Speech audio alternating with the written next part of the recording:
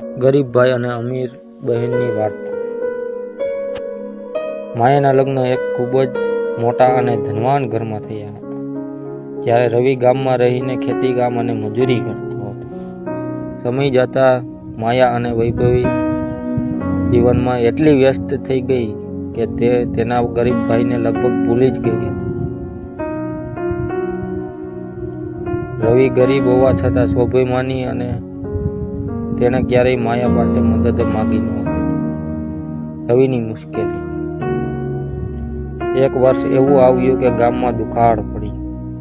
રવિ પાસે ખાવાના પણ સાસા પડી ગયા હતા. તેની પત્નીએ આગ્રહ કર્યો, તમારી બહેન આટલી અમીર છે, એકવાર તેની પાસે જઈને મદદ માંગો, તે જરૂર આપણને ટેકો આપશે. રવિ મન મારીને બહેનને ઘરે જવા નીકળ્યો. બહેનનું વર્તન. જ્યારે રવિ માયાના મોટા બંગલે પહોંચ્યો ત્યારે ત્યાં એક મોટી પાર્ટી ચાલી રહી હતી. રવિના કપડાં ફાટેલા અને મેલા હતા. માયાએ તેને જોયો, પણ પોતાના અમીર મિત્રો સામે નીચું જોવું ન પડે તે માટે તેણે રવિને ઓળખવાનો ઇનકાર કરી દીધો. એણે નોકર પાસે થોડું જમવાનું આપી તેને પાછળના દરવાજેથી રવાના કરી દીધો. રવિને ખૂબ જ દુઃખ થયું. તેણે નક્કી કર્યું કે હવે તે મહેનત કરીને પોતાનું નસીબ બદલશે. સમયનું ચક્ર. રવિએ રાત દિવસ એક કરીને શહેરમાં જઈને નાનો વ્યવસાય શરૂ કર્યો.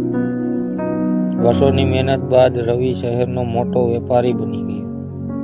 બીજી તરફ માયાના પતિએ ધંધામાં ભારે નુકસાન થયું. તેઓ રસ્તા પર આવી.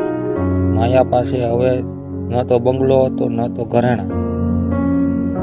એક દિવસ માયા ભૂખી તરસતી અને આશ્રમમાં ભોજન માટે લાઈનમાં ઊભી હતી. ત્યાં તેણે જોયું કે આ આશ્રમ ચલાવનાર વ્યક્તિ બીજું કોઈ નહીં પણ તેનો ભાઈ રવિ જ છે. ક્ષમા અને મિલાપ.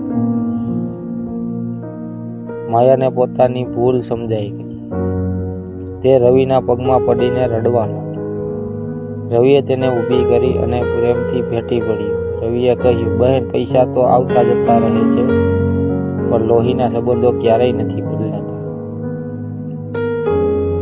રવિએ માયા અને તેના પરિવારને પોતાની સાથે રાખ્યા અને ફરીથી બંને ભાઈ બહેન પ્રેમથી રહેવા લાગ્યા. બોધ: પૈસાનો ક્યારેય અહંકાર ના કરવો જોઈએ, કારણ કે સમય ગમે ત્યારે બદલાઈ શકે. સંબંધોની